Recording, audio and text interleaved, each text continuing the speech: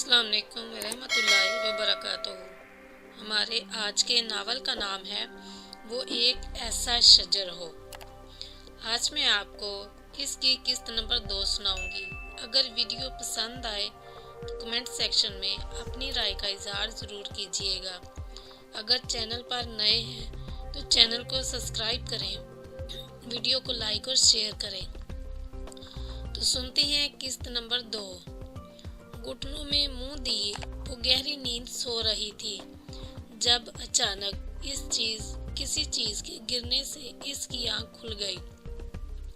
एकदम हड़बड़ाकर सर ऊपर उठाया और नींद से बोझल आंखें खोलकर देखा तो वो चूल्हे के पास खड़ा नजर आया। शायद इसके हाथ से कोई बर्तन गिरा था। आयला ने घड़ी की तरफ देखा तो वो 9 बजा रही थी। वो जब से आई थी इसी जाविये पर बैठी थी। टांगे बुरी तरह अकड़ गई थी, लेकिन हाथ पांव ठंडे बर्फ हो रहे थे। अचानक इसे महसूस हुआ कि इसे शदीद किस्म का चक्कर आ रहा है। वो जमा टांगे सीधी करना चाह रही थी। शदीद कमजोरी के बायस ऐसा भी ना कर पाई। इसे ख्याल आया कि इसने सुबह से एक कतरा पानी का नहीं पिया और अगर थोड़ी देर और कुछ ना खाया पिया तो वो बेहोश हो जाएगी। इतनी सख्त भाग दौड़ इसने कब की थी जिंदगी में, वो भी खाली पेट।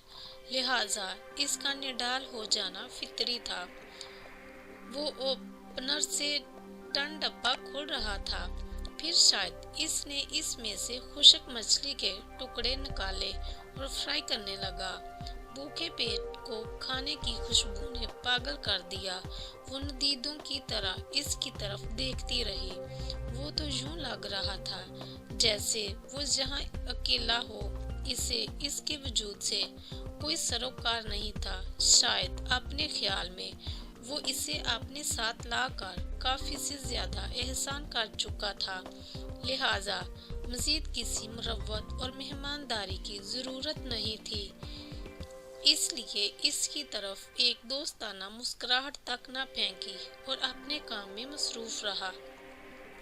मछली फ्राई हो गई तो ब्रेड के एक स्लाइस पर मछली और दूसरे पर चीज स्लाइस रखकर 3 सैंडविचेस तैयार किए। इन्हें बहुत प्यार से प्लेट में रखा और अपने लिए कप में कॉफी मिक्स करने लगा। जब कॉफी तैयार हो गई तो दोनों चीजें लेकर वो वही इसके पास फ्लोर कुशन पर आ बैठा और बोला, तुम खाओगी?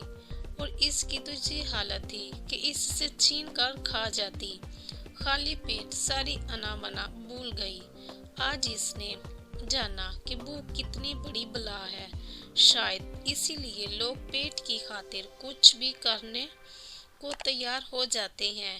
बमुश्किल आपने लड़खड़ाते और चकराते वजूद को संभालते हुए आगे बढ़ी और इसकी ऑफर के जवाब में बगैर किसी तकल्लुफ के प्लेट से एक सैंडविच उठाया और यूं खाने लगी जैसे इसके छिन जाने का खतरा हो। वो अपना खाना छोड़कर बहुत गौर से इसे देखने लगा। जो थोपिया की कहत जिंदगान में से कोई लग रही थी। 2-3 वालों में इसने अपना सैंडविच खत्म कर लिया, मगर एक सैंडविच से तो इसका आधा पेट भी नहीं भरा था। इसने प्लेट इसके आगे की तो इसने फौरन दूसरा सैंडविच उठाकर खाना शुरू कर दिया। इस वक्त भूख के सिवा कोई बात याद ना रही।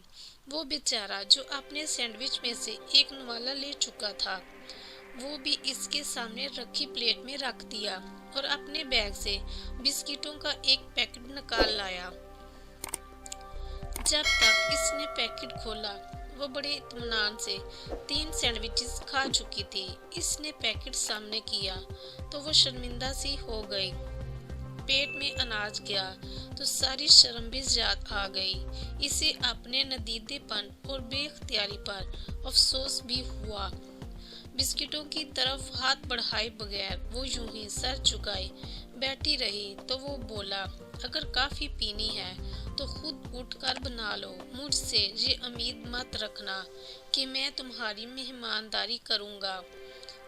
لہجہ اچھا خاصا اکڑ اور روڈ قسم کا تھا، لیکن اس کے لہجے پر ناراض ہونے کی بجائے وہ اس کی بات پر حیران رہ گئی کہ وہ اس سے اردو میں بات کر رہا تھا۔ آپ پاکستانی ہیں؟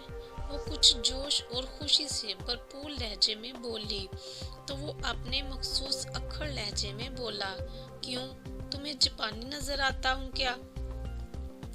فضول اور احمقانہ سوالات سے مجھے سخت چڑ ہوتی ہے، وہ بسکٹ کھاتا ہوا بدتمیزی سے بولا تو وہ کھل کر رہ گئی۔ اس جنگلی کو تو بات کرنے کی بھی تمیز نہیں، اسے تو یہ بھی نہیں معلوم کہ خواتین کا احترام بھی کوئی چیز ہوتی ہے۔ وہ سوچتی رہی اور وہ کافی پیتے ہوئے دوبارہ اس سے لا تعلق ہو چکا تھا۔ اس نے تو اس سے یہ بھی نہیں پوچھا کہ وہ کون ہے، اتنے خوفناک جنگل میں کیا کر رہی ہے۔ اس کا انداز ایسا تھا جیسے وہ قطعاً لاپرواہ ہو، اگر وہ ہے تو ٹھیک، اگر وہ نہیں ہے تو بہت اچھی بات ہے۔ پھر وہ اٹھا، پلیٹ اور کپ وہی چولہے کے پاس رکھا اور باہر چلا گیا۔ کافی دیر ہو گئی اور وہ واپس نہ آیا تو آئلہ کو گھبراہٹ شروع ہو گئی۔ وہ بے اختیار خیمے سے باہر نکل آئی۔ ارد گرد پھیلا اندھیرا خوف کو دو چند کر گیا، سوائے دور دراز سے آتی چیخوں کے کچھ سنائی نہیں دے رہا تھا۔ عجیب و غریب آوازیں، جانے کسی جانور کی تھی یا کسی اور چیز کی، وہ خوف سے سن کھڑی رہ گئی۔ چاروں طرف پھیلی تاریکی اور گھنا جنگل جس میں وہ اس وقت اکیلی تھی۔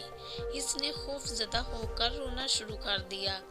تبھی اسے اپنے نزدیک قدموں کی چاپ سنائی دی تو اس کے منہ سے بے اختیار چیخ نکل گئی۔ کیا مصیبت ہے، تمہیں چیخنے چلانے کے علاوہ کچھ نہیں آتا؟ عجیب قسم کی لڑکی ہو۔ وہ اسے بری طرح ڈانٹتا چلاتا خیمے میں گھس گیا اور وہ آنسو پونچھتی اس کے پیچھے چلی آئی۔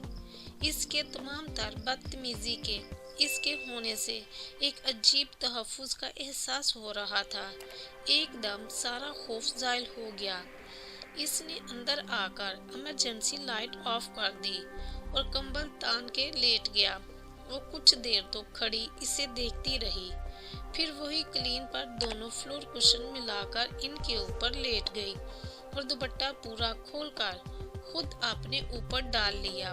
بھلا ہو اس فیشن کا، اس نے خود سے کہا، ورنہ ٹھنڈی زمین میں ٹھٹر کے مر جاتی۔